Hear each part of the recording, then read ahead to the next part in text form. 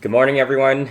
Today, I'm going to be traveling out to Winnipeg, Manitoba. It is now 4 a.m. Toronto time, and I'm going to be traveling left of Canada, so I'm going to be gaining 1 hour back.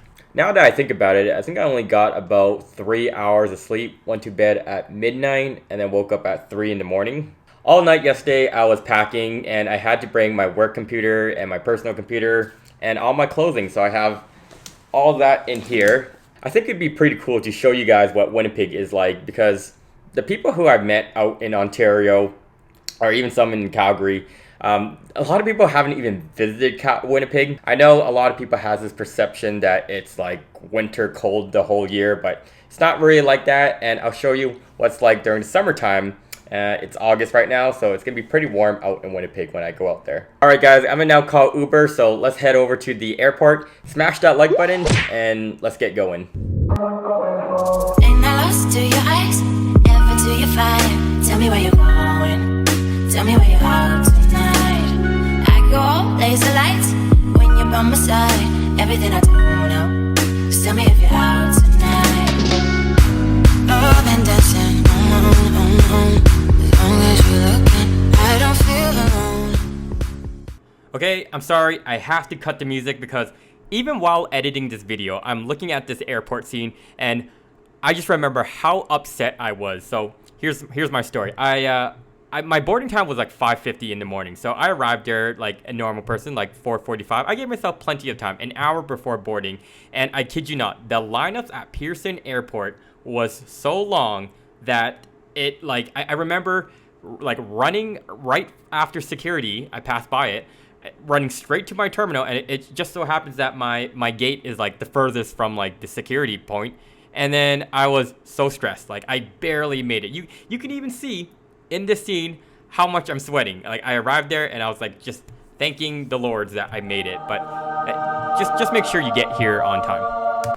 Made it to Winnipeg.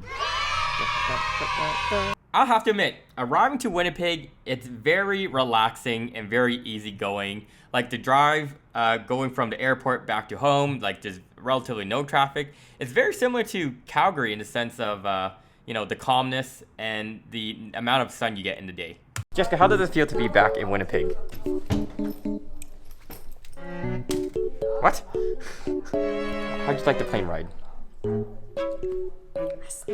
I almost missed my flight.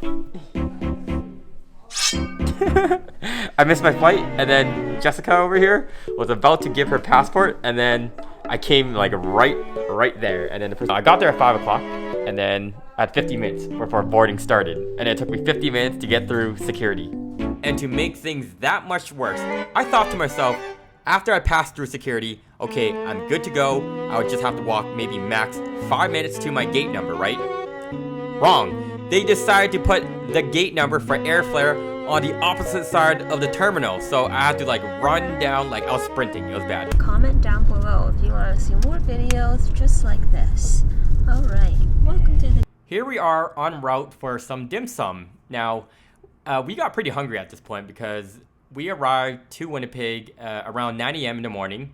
So technically we did gain an hour back coming from Eastern time zone.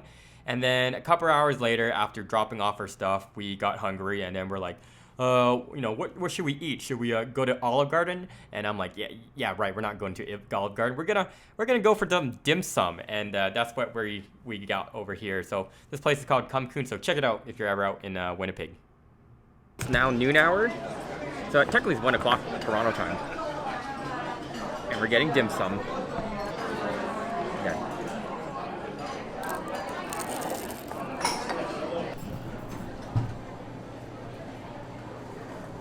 Very nice. You like it?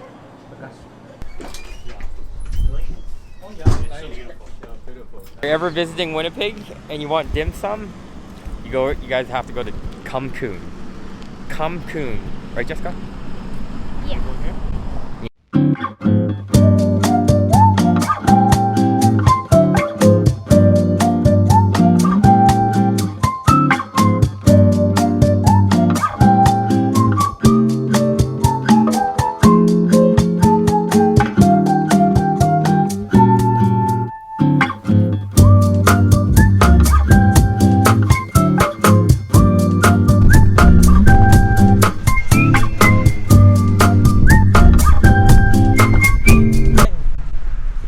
Alright guys, it is day number 2 out in Winnipeg, and I didn't even know this. Winnipeg is the actual center of Canada, and just to prove to you guys, here's a sign.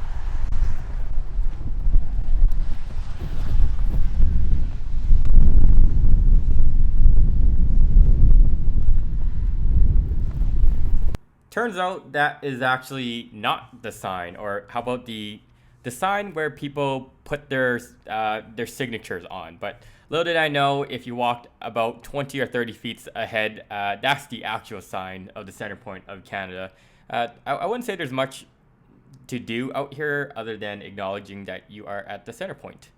Say hi to the vlog. Shalom. Hola. What do you guys think of this sign?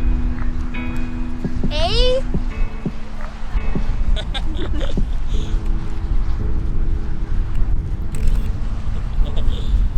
What's your thoughts on this? Sing the national Very cool. anthem. Yeah? I'm not gonna sing that. This is Luis's first time in Winnipeg. What do you think of Canada. it so far? It's exciting. Yeah? It's a bigger suburb. Okay. Frank, where are we right now, Frank? We are in the center point of Canada. The sign behind me shows you exactly that, and surrounding you, behind us, is the highway.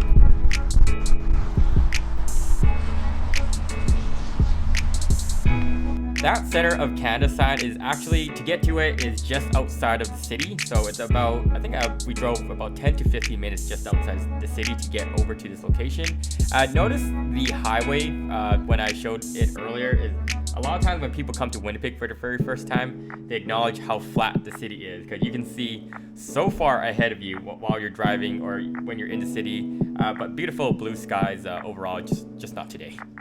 And that's pretty much it for the center of Canada sign. Like I mentioned earlier, there's relatively not much to do out here. There's not even a washroom stop that you can use. But I would say if you're passing by Winnipeg from like Ontario and you're heading out west to Vancouver or Calgary, definitely a cool spot to check out. In fact, it's so cool that it looks like my sister out here, we decided to make a TikTok, because what else do you do when you're at the center point of Canada, right?